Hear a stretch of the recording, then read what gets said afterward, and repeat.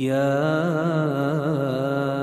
أيها الذين آمنوا صلوا عليه وسلموا تسليما. إن الحمد لله نحمده ونستعينه ونستغفره ونعوذ بالله من شرور أنفسنا ومن سيئات أعمالنا. من يهده الله فلا مضل له ومن يضلل فلا هادي له. وأشهد أن لا إله إلا الله وحده لا شريك له وأشهد أن محمدا عبده ورسوله. أما بعد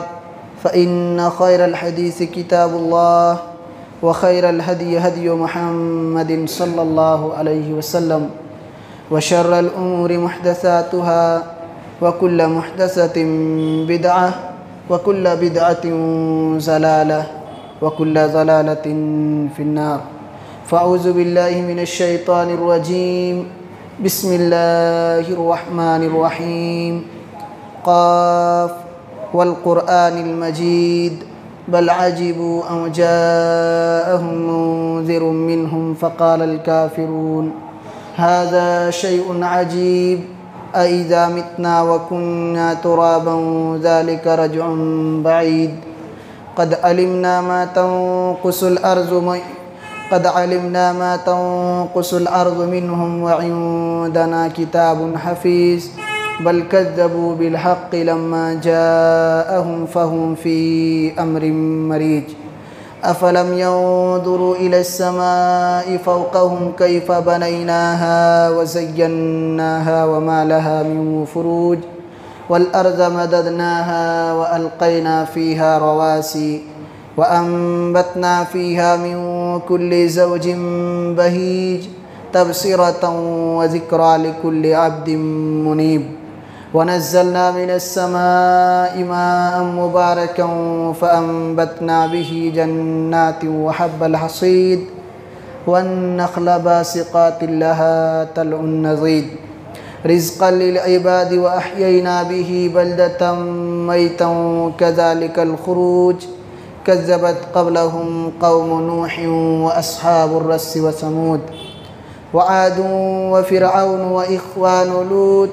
وأصحاب الأيكة وقوم تبع كل كذب الرسل فحق وعيد. أفعينا بالخلق الأول بل هم في لبس من خلق جديد. وقال الله تبارك وتعالى في مقام آخر يا أيها الذين آمنوا قوا أنفسكم وأهليكم نارا وقودها الناس والحجارہ. محترم حاضرین، سب سے پہلے تمام قسم کی تعریف، توصیف، بڑائی و بزرگی اس اللہ رب العالمین کے لیے لائق اور زیبا ہے جس نے ہم سب کو اس روئے زمین کے اندر پیدا فرمایا اور پیدا فرمانے کے بعد ہمیں یوں ہی بے یار و مددگار نہیں چھوڑا بلکہ ہماری ضروریات زندگی کا مکمل انتظام فرمایا اور ہماری اخروی رشد و ہدایت کی خاطر بے شمار انبیاء علیہم السلام کو اس کائنات کے اندر مبعوث فرمایا. ان تمام انبیاء علیہم السلام پر درود و سلام کے پھول نچھاور ہوں، بالخصوص ہمارے آخری نبی سرتاج رسول سید الکونین جناب محمد الرسول اللہ صلی اللہ علیہ وسلم پر. حاضرین کرام، حمد و صلوات کے بعد آج کی گفتگو کا عنوان ہے بچے کیوں بگڑتے ہیں. محترم حاضرین،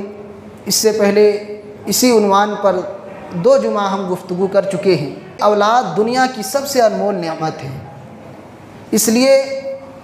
ہم اپنی اولاد کو، اپنے بال بچوں کو ضائع اور برباد ہونے سے بچائیں. یہ نعمت، یہ دولت اگر برباد ہو گئی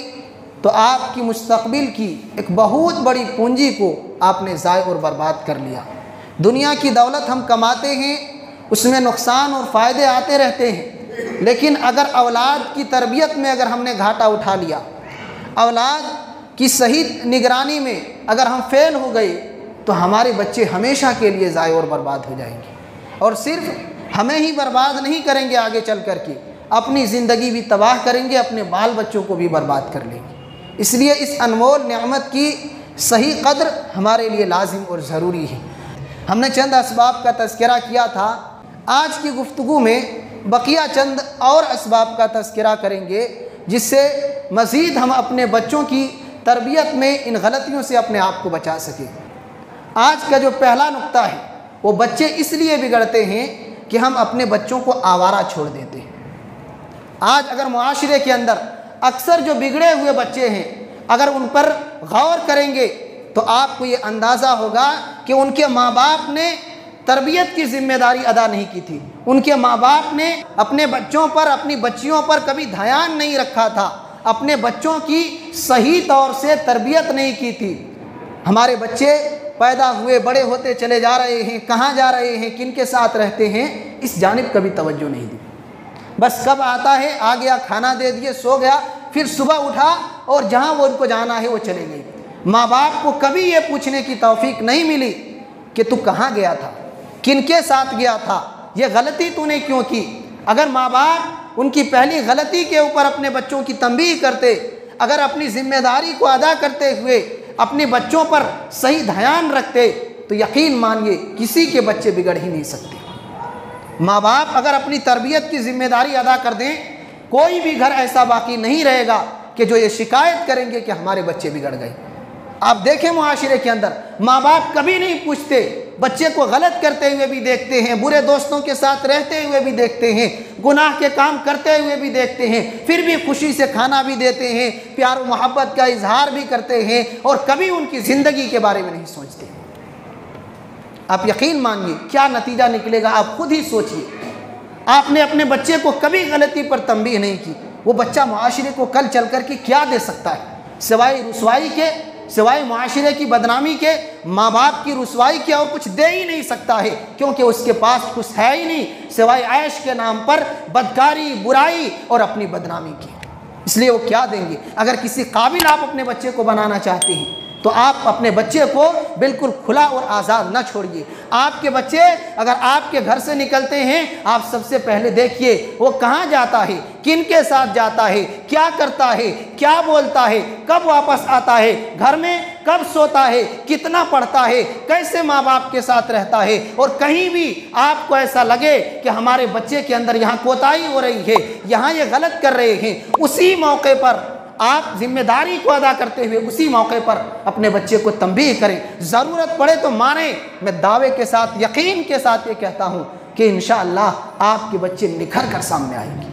کب؟ جب آپ ذمہ داری ادا کریں گے۔ اگر آپ کو لگ رہا ہے ہمارے بچے زیادہ باہر رہتے ہیں، آپ منع کیجئے کہ زیادہ گھر سے باہر نہ رہا کریں، باہر میں بڑے بڑے فتنے ہیں، بے شمار برائیاں ہیں، غلط دوستوں کے ساتھ رہتا ہے، ان پر منع کریں۔ زیادہ آپ کے بچے سوتے ہیں، ان پر منع کریں، پڑھائی نہیں کرتے اس پر ان کو تنبیہ کریں، پھر دیکھیے کیسے آپ کے بچے منظم زندگی گزاریں گے۔ ورنہ آپ شکایت کرتے رہ جائیں۔ اگر آپ نے اپنے بچے کو آزاد چھوڑ دیا ہے، ان کی زندگی کو برباد کرنے والے آپ ہیں۔ آپ ان کے ذمہ دار ہیں کہ آپ نے اپنے بچے پر کبھی تنبیہ نہیں کی، کبھی دھیان نہیں دیا۔ اگر آپ دھیان دیتے اپنے بچے پر، اگر آپ اپنے بچے کا خیال رکھتے، آپ کے بچے ضائع نہیں ہوتے۔ تو بچوں کی بربادی میں ذمہ دار ماں باپ ہیں۔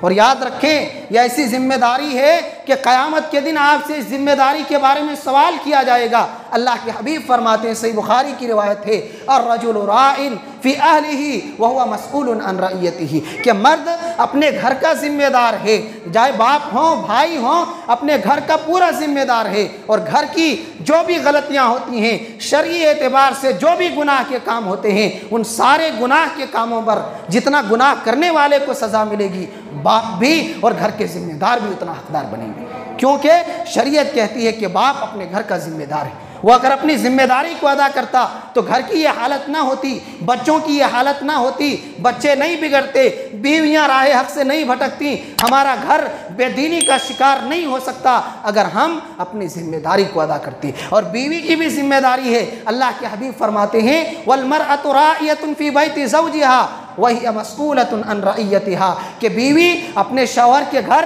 اور بعض روایتوں میں ہے اور شوہر کے بچوں کی ذمہ دار ہیں، اور ان سے اس کے بارے میں قیامت کے دن سوال کیا جائے گا۔ اس لیے اگر بچے بگڑتے ہیں، بچے نافرمان بن جاتے ہیں، ماں باپ کی ذمہ داری ہے۔ قیامت کے دن اللہ رب العزت ماں باپ کو پکڑیں گے کہ بچے کی نعمت ملی تھی، بچے کا صحیح استعمال نہیں کیا، بچے کی صحیح تربیت نہیں کی، بچے کہاں جاتے تھے، کن کے ساتھ رہتے تھے، کب وہ اچھائی کرتے تھے، کب برائی کرتے تھے، ان چیزوں پر دھیان نہیں رکھا۔ اپنے بچوں کو برباد کرنے والے تم ہی ہو، اپنی زندگی اور اپنے گھر کو تباہ کرنے والے تم ہی ہو، ذمہ داری تمہارے اوپر تھی، اس لیے آج گرفت بھی تم ہی پر ہونے والی ہے، آج پکڑ بھی تمہاری ہی ہونے والی ہے۔ لہذا ہماری اور آپ کی ذمہ داری یہ ہے کہ اپنے بچوں کو اگر بگڑنے سے بچانا چاہتے ہیں تو اپنے بچوں کو کھلا نہ چھوڑیں، آپ نگرانی کریں صحیح طریقے سے، آپ اپنی ذمہ داری کو، تربیت کی ذمہ داری کو اچھی طریقے سے ادا کریں، انشاءاللہ آپ کے بچے برباد نہیں ہوں گے، آپ کے بچے نہیں بگڑیں گے۔ دوسری جو وجہ ہے، ہمارے بچے اس لیے بگڑ جاتے ہیں کہ ہم اپنے بچوں کو دینی تعلیم و تربیت سے دور رکھتے ہیں۔ آج اگر معاشرے کا جائزہ لیں گے، اکثر مسلمانوں کا یہ نظریہ ہے، یہ ان کی ذہنیت ہے، دنیاوی تعلیم کے لیے، دنیاوی ترقی کے لیے لاکھوں بلکہ کروڑوں لگاتے ہیں اپنے بچے کو کہ بچہ ڈاکٹر بنے، انجینئر بنے، پروفیسر بنے، ماسٹر بنے۔ دنیاوی تعلیم اور ترقی کے لیے وہ اپنی پوری دولت کو جھونک دیتے ہیں، سارے خزانے کو لٹا دیتے ہیں، لیکن وہی ماں باپ، وہی والدین اپنی اولاد کی اخروی تربیت کے لیے، اپنے اولاد کی دینی تربیت کے لیے اگر 500 1000 خرچ کرنے کی بات آئے تو یہی رقم ان کے لیے پہاڑ معلوم ہوتے ہیں۔ یقین مانیے، آپ اندازہ لگائیں اور معاشرے کا جائزہ لیں کہ اگر امام صاحب کو 500 1000 دینے کی ضرورت پڑے بچوں کی تعلیم کی وجہ سے، اساتذہ کو 300 مہینہ دینا پڑے تو وہ شکایت کرتے پھرتے ہیں، فلاں مولوی صاحب تو 200 لیتے ہیں، وہ تو 100 میں کام کر دیتے ہیں، آپ 300 فیس مانگ رہے ہیں۔ وہی ماں باپ دنیا کے چند دن کی تعلیم کے لیے، دنیا کی چند دن کی ترقی کے لیے مہینہ 10 ہزار دیتے ہیں، بلکہ بڑی بڑی اونچی تعلیم کے لیے لاکھوں میں مہینے دیے جاتے ہیں۔ ماں باپ خوشی سے دیتے ہیں کہ میرا بچہ اچھا انسان بنے، ڈاکٹر اور پروفیسر بنے، اور یہ تو چند دن کی زندگی ہے جو ختم ہو جائے گی ان کی موت کے ساتھ۔ جو اصل زندگی ہے اس زندگی میں زیادہ دولت لگانا چاہیے، اس زندگی کی صحیح تربیت کے لیے اپنے دولت اور اپنے خزانے کو خرچ کرنا چاہیے۔ جو دولت ہمیشہ کے لیے باقی رہے گی، جو تعلیم، جو تربیت، جس کے اثرات اور جن کے فائدے اس دنیا کے ساتھ ساتھ موت کے بعد بھی آپ کو ملیں گے۔ لیکن یہ ہمارا ذہن بن چکا ہے کہ دنیا کے لیے سب کچھ لٹاتے ہیں، دین کے لیے پیسہ ہمارے پاس نہیں ہوتا۔ میرے بھائیوں، اس نقطے میں یہ کہنا چاہتے ہیں کہ جب آپ نے اپنے بچے کو صرف دنیا دیا ہے، دنیا کی تعلیم دی ہے، دنیا کی ترقی کو سکھایا ہے، رب کی پہچان بتایا ہی نہیں، ماں باپ کی قدر و منزلت کو سکھایا ہی نہیں، اسلامی عقیدے کی پہچان بتایا ہی نہیں، قرآن اور سنت کی تعلیمات کو سکھایا ہی نہیں، ان ساری چیزوں سے اپنے بچے کو دور رکھا، آپ کے مقام کو کیا جانیں گے؟ رب کے مقام کو کیا جانیں گے؟ اسلام کی صحیح تعلیمات کو وہ کیا جانیں گے؟ کچھ نہیں سکھایا آپ نے، کچھ نہیں سکھایا ہے۔ اور یقین مانیے ایسے ہزاروں مثالیں آپ کو ملیں گی، اور خود ہم نے اپنی زندگی میں یہ تجربہ کیا ہے کہ ایسے ہمارے اس مسلمان بھائی جو دینی تعلیم سے دور تھے، دنیاوی اعتبار سے وہ بڑی بڑی ڈگریاں والے ہیں، آج اگر نماز کے لیے سورہ فاتحہ ان کو پڑھنے کے لیے کہا جائے صحیح سے نہیں پڑھ سکتے۔ دین کی بنیادی تعلیمات سے وہ دور ہیں۔ وہ ماں باپ اس کے ذمہ دار ہوں گے جنہوں نے سب کچھ دیا، دنیا کے لیے اتنی ترقی کی فکر کی، دنیاوی ترقی کے لیے اتنی محنت کی، لیکن دین کی جو ضروری اور بنیادی تعلیمات تھی، بنیادی معلومات تھی، ان سے اپنے بچے کو محروم رکھا۔ اور اتنا ہی نہیں، دنیاوی تعلیم کی وجہ سے اپنے ایمان کا، اپنے عقیدے کا، اسلام کی تہذیب کا سب کا سودا کر دیتے ہیں۔ یقین مانیے، وہ دوسروں کے تہواروں میں جا کر کے پوجا پاٹ بھی کرتے ہیں، ان کے دیوی دیوتاؤں کے سامنے سر بھی جھکاتے ہیں کہ آج کے دور میں سب چلتا ہے، ہمارے اساتذہ یہی پڑھائے ہیں، اسکولوں اور کالجوں میں یہی سب ہوتا ہے، اور پھر وہ سارے کام کرتے ہیں جو کسی بھی صورت میں ایک مسلمان کے لیے جائز نہیں ہوتا۔ اس لیے میں مسلمانوں سے یہی کہنا چاہتا ہوں کہ آپ کو اپنے بچے کو بگڑنے سے بچانا چاہتے ہیں تو آپ ان کو دین کی تعلیم دیجئے، دینی تربیت ان کو دیجئے کہ آپ کے بچے اگر دین سیکھیں گے آپ کا کیا مقام ہے، ماں باپ کو شریعت نے کیا درجہ دیا ہے، اس درجے کو پہچانیں گے، اس مقام کا لحاظ رکھیں گے، اور اتنا ہی نہیں، رب کی عبادت سے بھی جڑے رہیں گے، دین سے بھی جڑے رہیں گے، اور دنیا والوں کے ساتھ کیسے ملنا ہے، کیسے باتیں کرنی ہے، ان ساری چیزوں کا سلیقہ اس کو آئے گا، اور دنیا بھی کما لیں گے۔ جس دولت کی فکر آپ کر رہے ہیں وہ دولت بھی انشاءاللہ حاصل کر لیں گے۔ لہذا آپ اپنے بچوں کی دینی تربیت کیجئے، ورنہ اگر دنیا کی تعلیم دیں گے تو وہ اس دنیا کو پانے کے لیے دنیا کی ہوس میں وہ ایسے ایسے کام بھی کریں گے جو کام شرعی اعتبار سے ناجائز اور حرام ہے۔ ایک شاعر نے بڑی بہترین بات کہی ہے کہ اصل چیز تو دینی تعلیم و تربیت ہے۔ لیس الجمال باسواب تزیننا ان الجمال جمال العلم والادب ولیس الیتیم من لا والدین له ان الیتیم یتیم العلم والادب، کہ اصل خوبصورتی نہیں ہے کہ اپنے بچے کو زرق برق اور عمدہ قسم کے لباس پہنا کر خوبصورت بنا دے، اصل خوبصورتی علم و ادب کی خوبصورتی ہے۔ آپ نے اپنے بچے کی صحیح تربیت کی، صحیح تعلیم دی، اور اس تعلیم اور تربیت سے اپنے بچے کو آپ نے مزین کر دیا، وہ سب سے بہترین اور خوبصورت نظر آئے گا۔ اور اصل شاعر کہتا ہے میری نگاہ میں اصل یتیم وہ نہیں ہے جس کے ماں باپ نہیں ہیں، اصل یتیم اور فقیر اور محتاج انسان وہ ہے جس کے ماں باپ ہوتے ہوئے بھی تعلیم اور تربیت کی دولت سے اپنے بچے کو محروم اور یتیم رکھا۔ اب تیسرا نقطہ ہے کہ ہمارے بچے اس لیے بگڑتے ہیں کہ ان کو بری سنگت مل جاتی ہے۔ بچوں کے بگڑنے اور بننے میں دوستوں کا بہت بڑا کردار ہوتا ہے، اسی لیے ماہرین تربیت کا یہ کہنا ہے کہ بچوں کی گمراہی کا عام سبب اس کے برے دوست ہوا کرتے ہیں۔ بچوں کے بگڑنے اور بننے میں دوستوں کا بڑا کردار ہوتا ہے۔ یہی وجہ ہے کہ اللہ کے نبی صلی اللہ علیہ وسلم نے ایک مثال کے ذریعہ اچھے اور برے دوست کا کیا اثر پڑتا ہے ایک مومن کی زندگی میں، ایک مثال کے ذریعہ سمجھایا ہے۔ صحیح بخاری کی روایت ہے کہ اچھے اور برے دوست کی مثال ایسے ہیں جیسے ایک عطر بیچنے والا اور دوسرا لوہار ہے۔ عطر بیچنے والے کے پاس اگر آپ رہیں گے تو عطر کو خرید لیں گے، خوشبو ملے گی۔ اگر آپ نہیں خرید سکتے ہیں تو بھی ان کے پاس بیٹھنے کی وجہ سے، دوسروں کو بیچنے کی وجہ سے آپ کو خوشبو ملے گی، دونوں اعتبار سے فائدہ ملے گا۔ اور اگر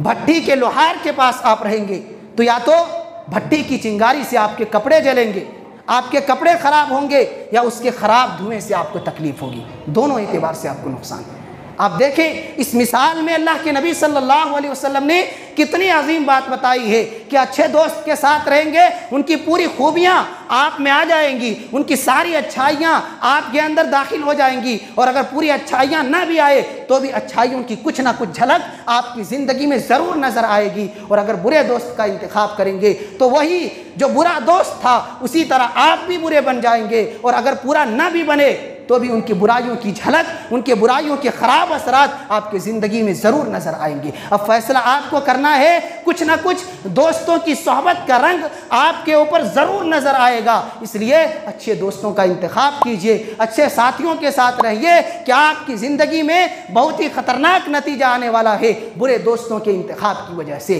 اور ماہرین اور اہل علم کا یہ بھی کہنا ہے کہ کسی انسان کے اخلاق و کردار، کیریکٹر اور ان کی زندگی کا پتہ لگانا ہو تو اس کے بارے میں پوچھنے کی ضرورت نہیں ہے، آپ ان کے دوستوں کا پتہ لگائیں، ان کے ساتھیوں کے بارے میں پتہ لگائیں، ان کے دوست سے اس انسان کے اخلاق اور کردار کو آپ جان سکتے ہیں، اس کے کیریکٹر کا پتہ لگا سکتے ہیں کہ وہ اچھا ہے یا برا ہے۔ اگر اچھے دوستوں کے ساتھ رہتا ہے وہ انسان اچھا ہے، اگر برے دوستوں کے ساتھ رہتا تھا یہ اس بات کی علامت ہے کہ وہ انسان بھی برا ہے۔ ایک شاعر نے تو بہترین بات کہی ہے اس نقطے پر، شاعر کہتا ہے ان المرء لا تسأل وسل عن قرینہ، ان المرء لا تسأل وسل عن قرینہ فکل قرین بالمقارن یقتدی، کہ اگر کسی انسان کے بارے میں جاننا ہے اس سے پوچھنے کی ضرورت نہیں ہے، اس کے بارے میں پوچھنے کی ضرورت نہیں ہے، اس کے دوستوں کو دیکھو، اس کے دوستوں کے بارے میں پوچھو، ان کے دوستوں کے بارے میں جانکاری حاصل کرو، اس لیے کہ آدمی اپنے ہی ہم مزاج سے دوستی کرتا ہے، اسی کو اپنا ساتھی بتاتا ہے اور اپنے ہی جیسے مزاج رکھنے والے کی اقتداء اور پیروی کرتا ہے، تو اس کے دوست سے ان کی زندگی کا اندازہ ہو جائے۔ اسی لیے حافظ ابن حجر رحمہ اللہ نے صحیح بخاری کی اس حدیث کے تحت یہ مسئلہ ثابت کیا ہے کہ یہ حدیث میں اللہ کے نبی صلی اللہ علیہ وسلم نے ایسے دوستوں کے ساتھ رہنے سے منع کیا ہے جس کے ساتھ رہنے سے دین یا دنیا کا نقصان ہوتا ہو، اور ایسے دوست کے انتخاب کی ترغیب دی گئی ہے جس کے ساتھ رہنے کی وجہ سے دنیا کا اور دین کا فائدہ ہوتا ہو۔ اس لیے اچھے دوستوں کے ساتھ رہیں، اپنے بچوں کو بگڑنے سے بچانا ہے تو اچھے دوستوں کے ساتھ رکھیں، برے دوستوں کے ساتھ ان کو رہنے سے منع کریں، کیونکہ ان کی زندگی برے دوستوں کی سنگت کی وجہ سے تباہ و برباد ہو جائے گی۔ چوتھی چیز ہے